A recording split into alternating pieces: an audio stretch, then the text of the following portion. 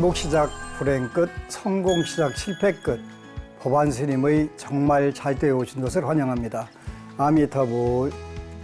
우리 인간의 마음은 예측하기가 힘들고 때로는 하늘과 허공처럼 넓은 마음을 갖고 있기도 하고 때로는 바늘 끝 하나 설 수 없이 좁아지고 옹졸한 마음들도 수시로 생깁니다. 우리가 이것을 성격이라고 하는데 오늘은 여러분들과 함께 좋은 성격이 좋은 인생을 만든다. 함께 공부하도록 하겠습니다.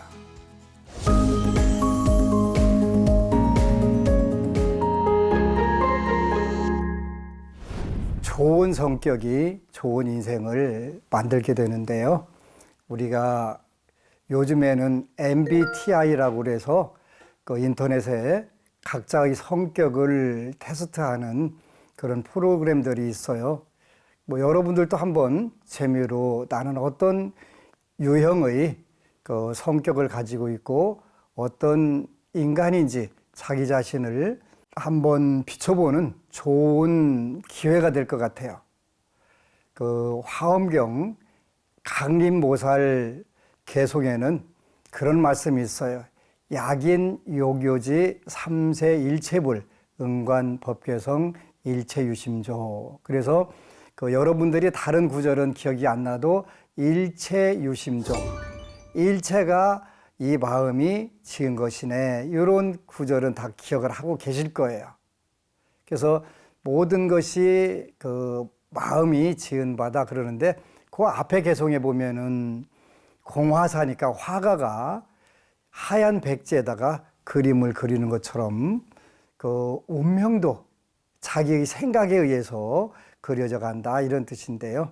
얼마 전까지는 불교에서 운명을 이야기하는 게 한국에서는 금기시 되다시피 했는데 금기시 된다고 해서 운명이 없어지는 것도 아니고 또 유튜브에 보면 엄청난 많은 자료들이 올라오고 있는 거 보면 뭐 예나 지금이나 인생에 대해서 또 자기 자신에 대해서 그 궁금한 것은 뭐 고금 동서를 막론하고 똑같을 것 같아요. 저는 불교에서 그 인생을 어떻게 보는지 이게 굉장히 궁금했어요. 그래서 이제 부처님 말씀을 나름대로 공부를 해가면서 현재 우리 그 부처님 오신 지 2600년 후에 그 말법 시대의 중생들의 삶은 어떨까 이런 생각을 해가면서 보니까 그 부처님께서 말씀하신 세 가지 장애라고 하는 말씀이 있는데 전문적인 용어로 쓰면 번뇌장, 업장, 보장 이렇게 표현해요. 어려울 테니까 가장 쉽게 하나씩 표현을 해보겠습니다. 번뇌장. 번뇌라고 하는 것은 우리가 탐내고 성내고 어리석고 요거를 요게 장애, 번뇌장이에요. 거기다가 교만하고 의심 많고 또 거기다 하나 더 보태가지고 그 악견이라고 해서 나쁜 견해, 나쁜 지식을 가진 것까지 해서 우리가 근본 번뇌 6가지 이렇게 표현을 해요. 탐내고 탐욕과 분노와 그 인과를 모르는 무지를 우리가 삼독이라고 표현하고 거기다가 교만한 마음, 의심, 의심은 그 의처증이나 의부증 이런 걸 말하는 게 아니고 부처님 말씀에 대해서 진리를 의심하는 거를 의심이라고 표현하는 거예요. 그를 5가지 그 덮개, 커버 이런 뜻이라고 해서 덮을 개자 개사고 오개 이렇게 표현해요. 그리고 거기다가 악견, 나쁜 견해, 나쁜 지식을 그 합쳐가지고 근본 번뇌 6가지. 요게 많으면 사람은 그 불행해지고 성공과도 멀어져요. 실패를 할 수 있는 소지가 많은 거예요. 그러면 이 근본 번뇌가 줄어들게 되면 우리가 행복해지는 게 당연하고 또 삶에서 여러분들이 하는 사업이든 사회생활이든 인간관계든 전부 다 성공적으로 살 수 있는 거예요. 굉장히 중요하죠. 그래서 우리가 일반적으로 운명이라고 표현하기도 하고 숙명이라고도 표현하는데 그 두 용어를 조금만 공부하자면 그 숙명이라고 하는 것은 과거 전생의 업대로 살기 때문에 일체 바뀔 수 없다. 바꿀 수 없다 이런 것을 숙명이라고 하고, 운명이라고 하는 건 바꿀 수 없는 부분이 있고 바꿀 수 있는 부분이 있다 이렇게 할 때는 운명이라고 하는 거예요. 불교는 브라만교라고 하는 숙명적인 종교에서 석가세존께서 그 고정불변의 실체가 없다, 절대로 바꿀 수 없는 운명, 숙명이라는 건 없다, 운명 개척할 수 있다, 그래서 운명론으로 바뀐 거예요. 그게 인과법이에요. 인과법. 인과에 의해서, 그래도 인과법이라고 하더라도 당장 내 바꿀 수 없는 부분이 있고 바꿀 수 있는 부분이 있어요. 그걸 운명이라고 하는데, 명이라고 하는 것은 안 바뀌는 거예요. 쉽게 말하면 명이라고 하는 고정된 부분들인데, 예를 들어서 이게 현실로 나타날 때, 명이라고 하는 게 현실로 나타날 때는 바로 번뇌장, 업장, 보장 이렇게 전문 용어로 나타나요. 그래서 번뇌장은 이제 성격, 오늘날 용어로 표현하면 성격적 장애가 되는 거예요. 그러니까 성격에는, 그러니까 편협된 생각도 있고 충동적 이런 성격도 있고 차분한 성격도 있고 긍정적 성격도 있고 이런 많잖아요. 그래서 MBTI라고 그래서 마이어스 브릭스 타입 인디케이터라고 하는 게, 근데 사람의 그 성격 유형, 그 이제 브릭스라고 하는 분이 따님이 마이어스고 이 둘이 그 작가였대요. 작가였는데 작가가 사람들 그 글을 쓰면서 사람들 성격의 유형이 있네. 요거를 이제 그 대승 불교를 심취했고 그 정신 분석학을 했던 구스타프 칼 융이라고 하는 분의 그 이론을 그 두 작가가, 모녀 작가가 그 참고를 해서 만드는 유형인데, 일단은 네 가지로 이렇게 하네요. 외향적이냐, 내성적이냐, 이런 게 있고요. 그 다음에 감각적이냐, 직관적이냐, 이런 부분. 그 다음에 사고형이냐, 감정형이냐, 그 다음에 판단형이냐, 인식형이냐, 이런 네 가지를 구분을 했는데, 물론 뭐 어떤 부분들도 완벽하게 맞지는 않았는데 재미로 충분히 자기 자신을 재인식하는 데 도움이 될 것 같아요. 그랬더니 보니까 그 자기 성격, 배우자 스타일, 진로, 대인관계, 의사소통 스타일, 리더십 스타일, 이런 부분들을 쭉 분석을 해가지고 그 자기 자신을 돌아보는데 좋은 자료가 될 것 같아요. 뭐 최고의 전문가나 심리학자나 뭐 이런 분들이 안에서 그 모순이 있다라고 그 평가도 받고 있는 것 같은데, 그 완벽하게 전문가가 낸 이론만 뭐 맞는 거라고는 할 수는 없으니까요. 영문자로 MBTI, 요 인터넷에 들어가면 굉장히 많은 자료가 있으니까 한번들 보시고 그 참고를 하시게 되는데요. 그래서 이제 부처님께서는 그 번뇌라는 장애가 많으면 행복하는데, 성공하는데 문제가 있다, 이렇게 표현하셨고요. 두 번째는 업장이라고 하는 게 있고 보장이라는 게 있어요. 업장이라고 하는 것은 그 습관, 행동 습관의 장애, 이런 뜻이에요.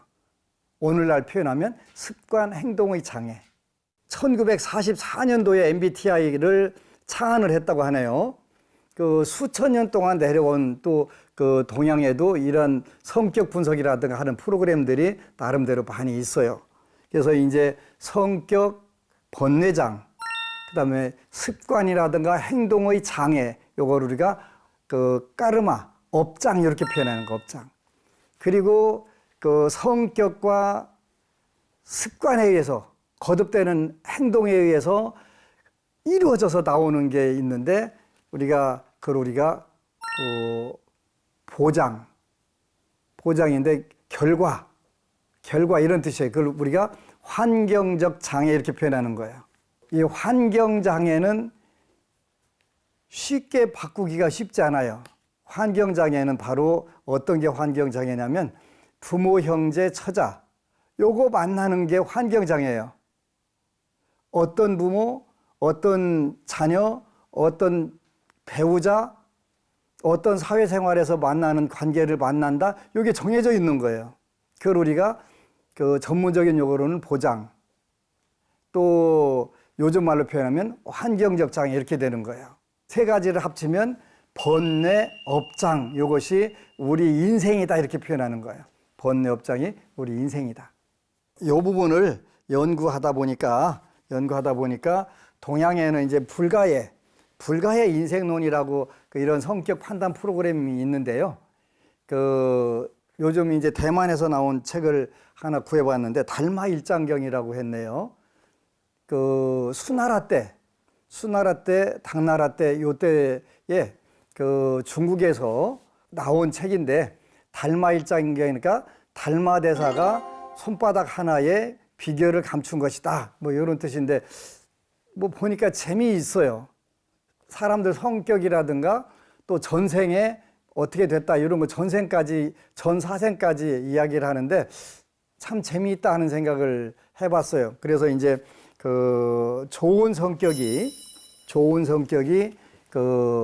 좋은 인생을 만든다고 표현을 했는데 MBTI에 나오는 네 가지 요 부분들이 어느 쪽이 더 좋다 나쁘다 이렇게 판단할 수는 없어요. 그런데 우리가 이제 현실에서 살다 보면 성격적 장애들이 나와요. 그 중에서 원만한 인간관계를 맺지 못하는 분들이 있는데요. 일반적으로 두 가지로 제 경험상으로는 30년 동안 많은 신도님들하고 상담을 하다 보면 성격적 장애가 두 가지가 일반적으로 나오는 경우가 있어요. 첫 번째는 지나치게 내향성이라서 표현력이 부족한 거예요. 그러다 이 표현력이 부족한 분들은 어느 한계까지 찰 때까지 꽝꽝 참다가 담아두다가 팡 터지면 인생 끝이에요. 이제 더 이상 너는 상종 안 해. 그러고 생전 안 보고 사는 거예요. 이런 분들이 우리 한국에는 굉장히 많아요.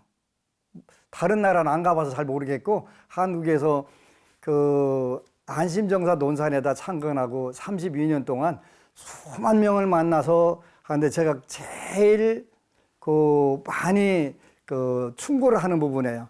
대화를 재밌게 하는 방법을 배워라.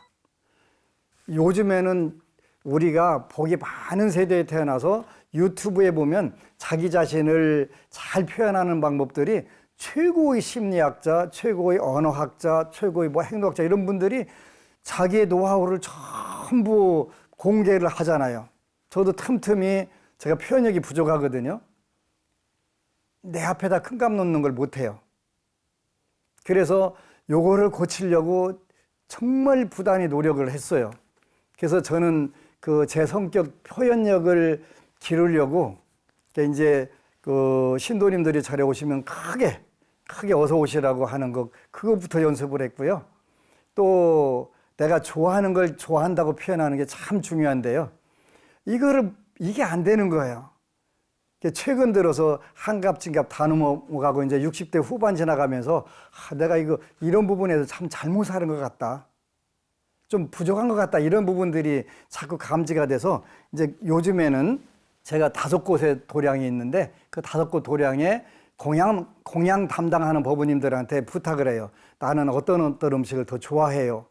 여태까지는 우리 가족도 부모님도 누구도 내가 어떤 음식을 좋아하는지를 몰라요.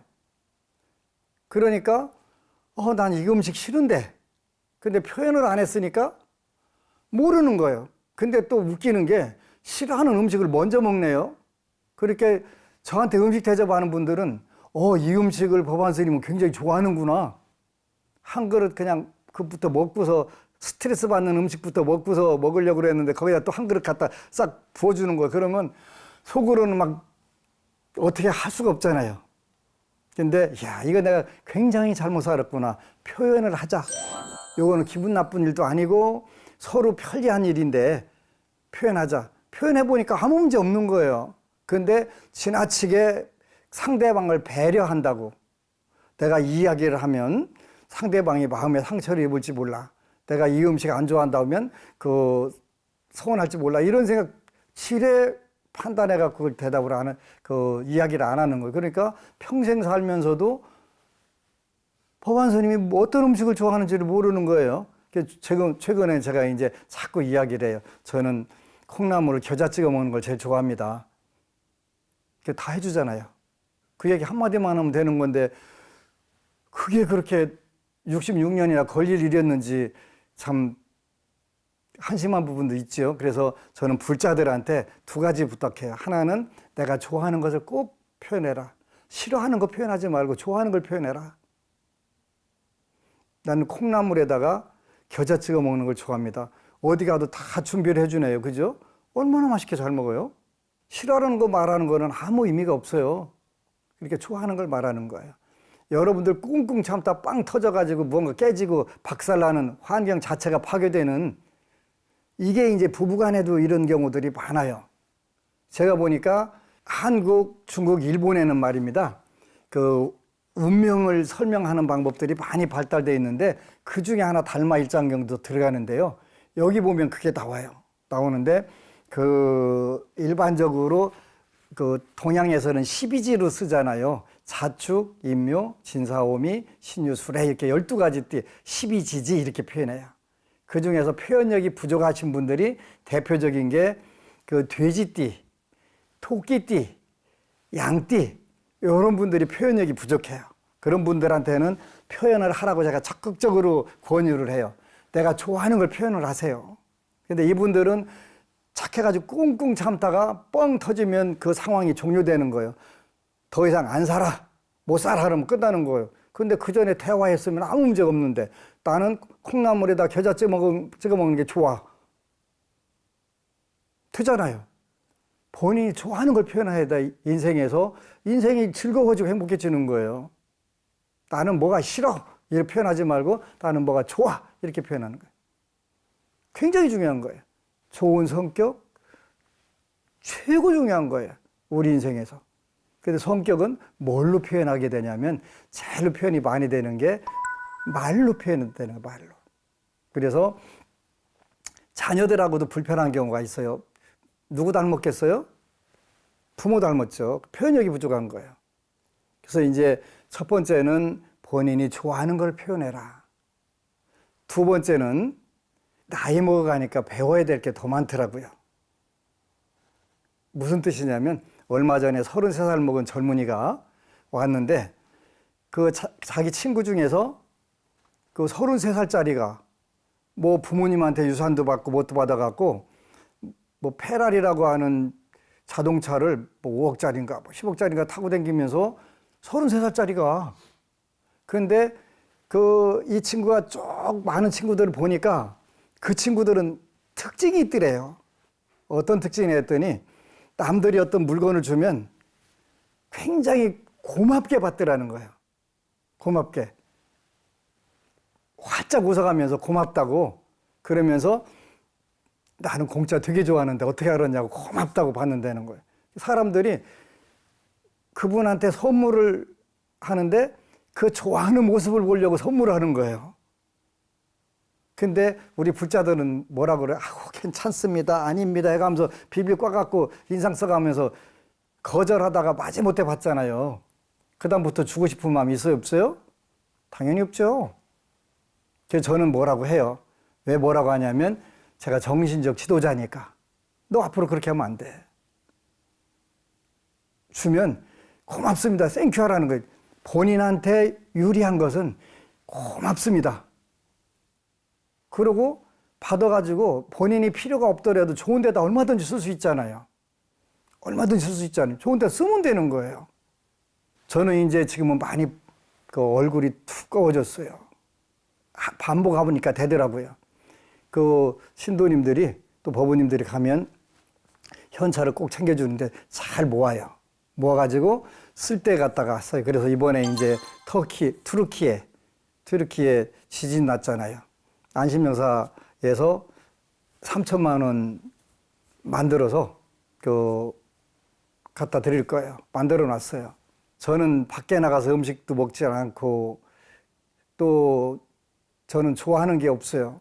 좋아하는 게 없어서 뭐 저 자신을 위해서 써야 될 일들이 별로 없고 부처님 법하고 사회를 더 나은 쪽으로 만드는 데만 써요. 그 외에는 뭐 이론도 쓰질 않아요. 이론도 아까워요. 그게 아니면. 그런 부분이거든요. 그러면 받을 때 반갑게 고맙게 받으세요. 연습 많이 하셔야 돼요. 이렇게 되면 여러분들 인생이 즐거워지고 멋있어져요. 그 좋아하는 모습 보려고 선물을 하는 거예요.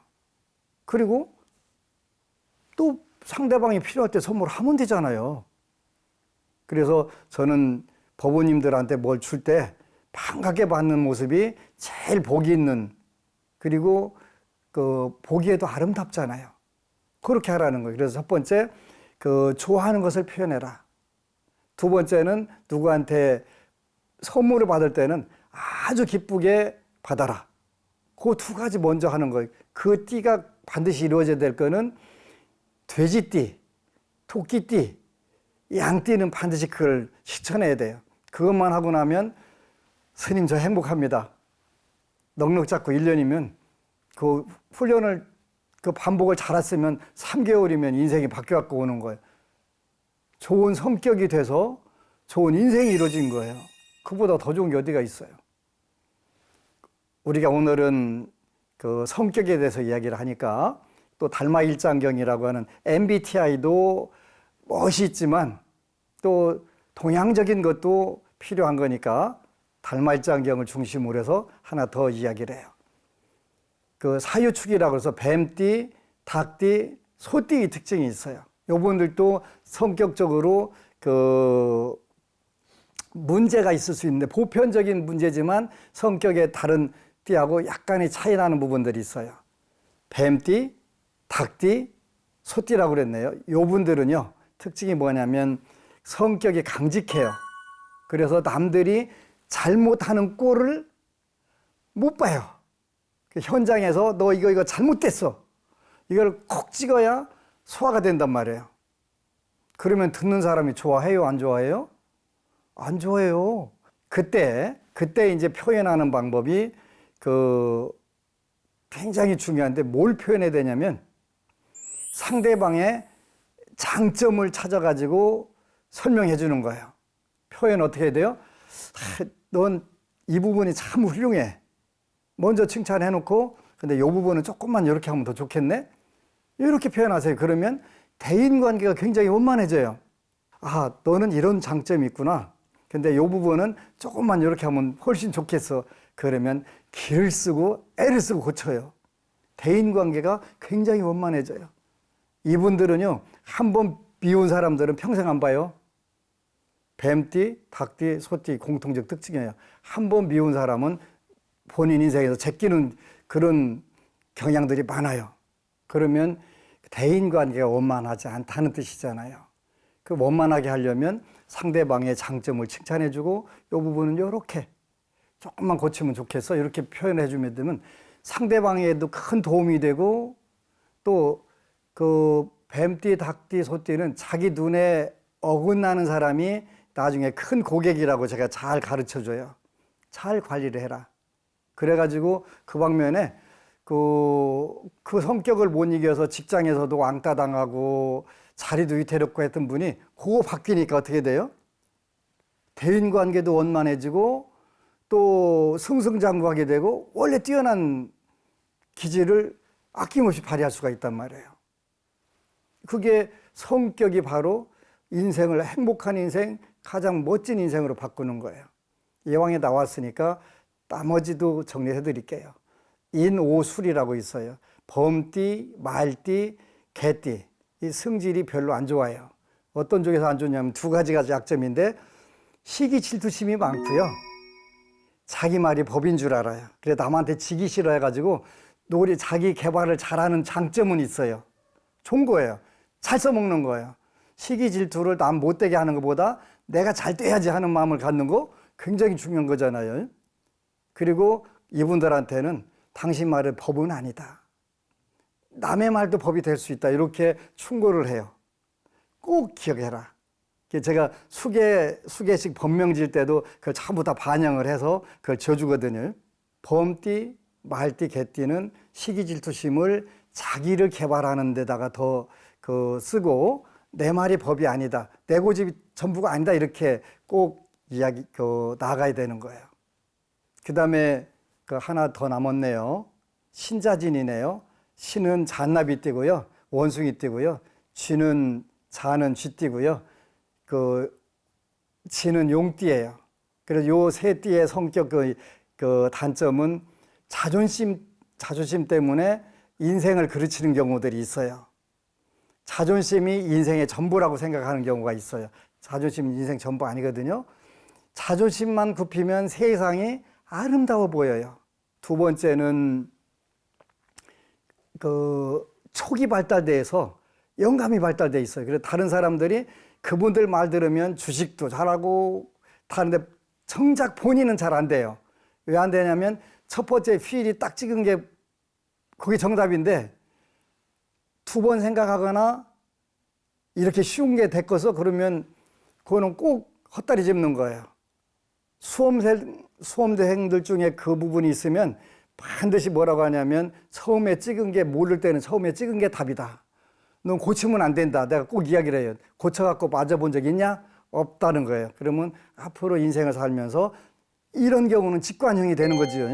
심사숙고형보다는 직관형이 빠른 거예요. 그래서 MBTI하고 이런 부분들을 잘 활용하게 되면 인생이 굉장히 멋져지겠다는 생각을 해봤어요. 그래서 앞으로 저도 이제 MBTI 좀 더 공부하고 여러분들이 성격을 활용해서 가장 행복한 인생을 사는 방법, 이것도 정리해가지고 또 나중에 구체적으로 잘 이렇게 해드릴 수 있도록 할 거예요.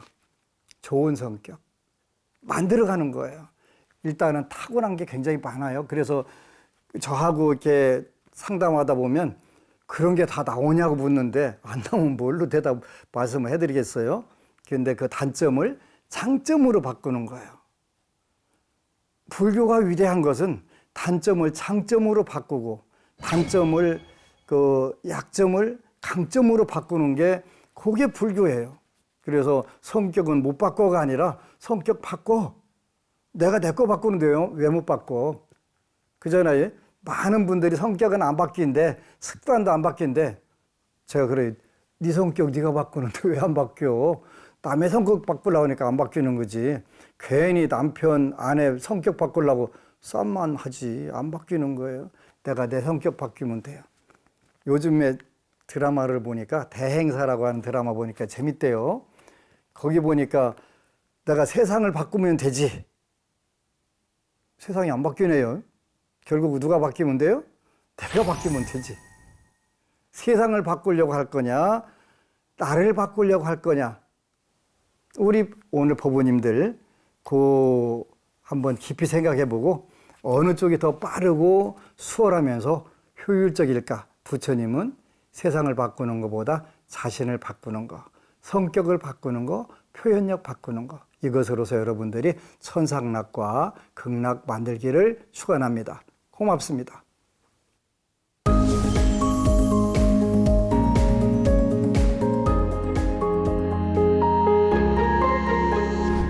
우리들은 마음 도반 코너 함께 하시겠습니다.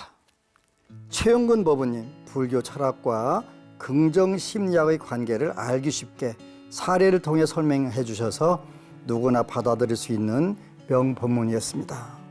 법우님들의 물음에 시원한 답을 주시는 코너도 비슷한 고민을 하는 분들에게 도움이 많이 될 것 같습니다. 항상 다음 방송이 기대됩니다. 너무너무 고맙습니다. 칭찬해 주셔서 감사드리고요. 앞으로도 우리 법우님의 말씀처럼 더 좋은 법문, 좋은 강의 할 수 있도록 열심히 절차 탁마하고 함께 하겠습니다. 이 공덕으로 만사형통하시고 하시는 일마다 왕대박 나시기를 축원합니다. 김아리 법우님, 저는 육식을 금하고 채식을 하면서 난치병이 완쾌되고 방생을 수시로 자주 했더니 물질로도 많이 축복받았어요. 운명이 정말 바뀌더라고요. 늘 좋은 법문 감사합니다. 우리 법우님 너무너무 감사드리고요. 제가 이런 말씀 들으면 그냥 한 3년은 밥 안 먹어도 배부를 것 같아요. 부처님 안에서 그 채식이 얼마나 중요한지, 이 채식을 하면서 우리 난치병이 완쾌되셨네요. 그리고 방생을 통해서 복을 지어서 물질로도 많은 축복을 받으셨네요. 이런저런 이유로 머뭇거리고 있는 우리 법우님들, 우리 김아리 법우님 말씀 한번 그 현장 체험이니까 듣고서 멋지게 인생 극락 만드시기를 축원합니다. 우리 법우님 만사여의 하시고 왕대박 나시기를 축원합니다. 김도영 법우님, 스님의 좋은 법문으로 하루를 시작해 봅니다. 감사드립니다. 성불하세요. 고맙습니다. 제 법문을 잘 들어주시고 이렇게 칭찬해 주셔서 제가 힘이 납니다. 제가 용기 100배 합니다. 많은 법우님들이 때로는 불면증을 이 법문을 통해서 낳은 분들도 있고, 며칠 전에는 지장경 읽고 듣기만 했는데 30년간 알았던 당뇨가 다 나섰다고 병원에서 의사 선생님, 간호사 선생님들이 깜짝 놀라시면서 축복을 해주셨다는 말씀 듣고 너무너무 고마웠습니다. 앞으로도 부처님 법 안에서 행복과 성공이 가득가득 차시기를 축원합니다. 고맙습니다.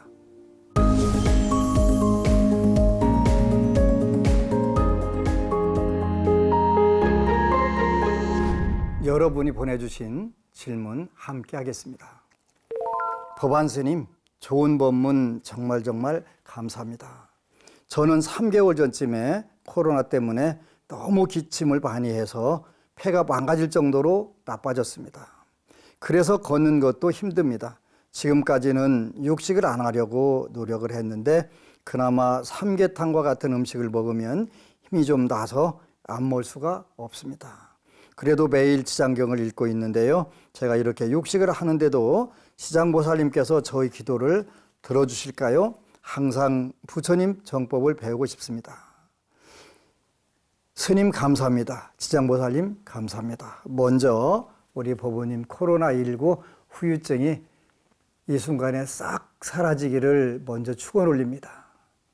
그리고 부처 석가세존께서 의사의 전문적 처방이 있을 경우에는 육식이 됐던 음식 외에 치료약으로 먹을 때는 구분을 하지 않으셨습니다. 그리고 허락을 하셨습니다. 그렇기 때문에 이때 육식을 하셔서 건강 회복하는 것은 굉장히 중요합니다.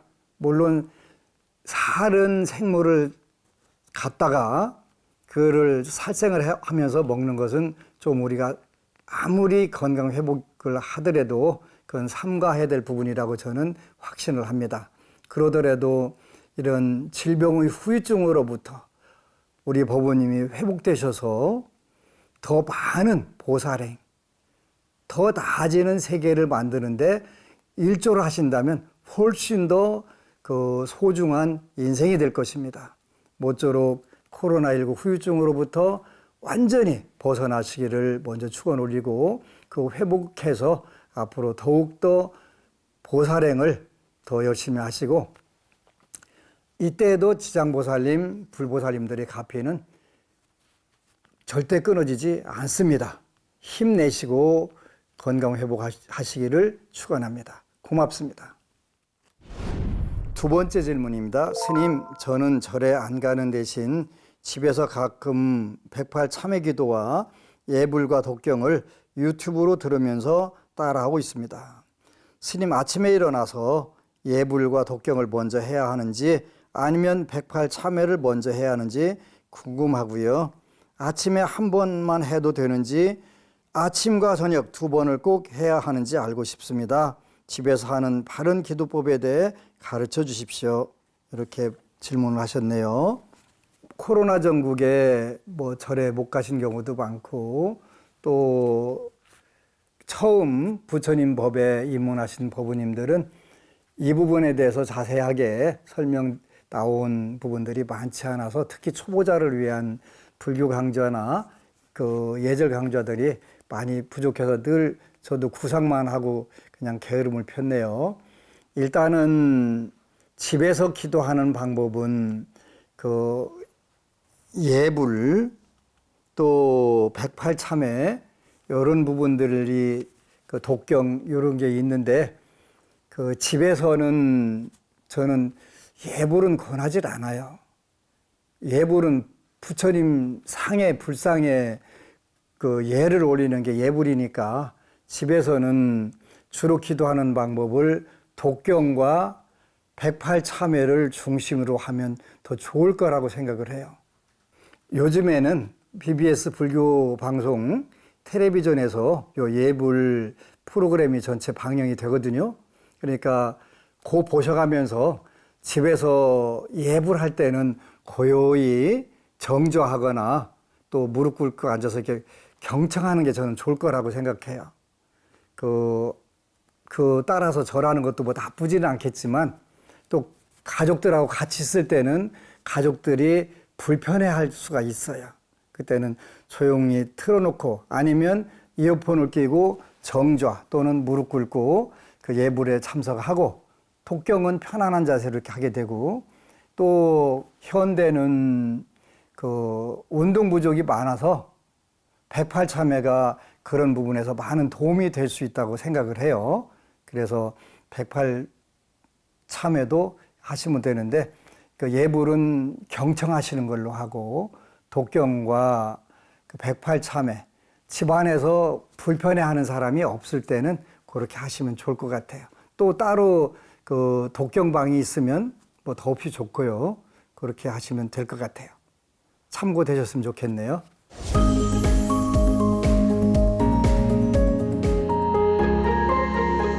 법안 스님의 정말 잘 때 이제 마칠 시간인데요.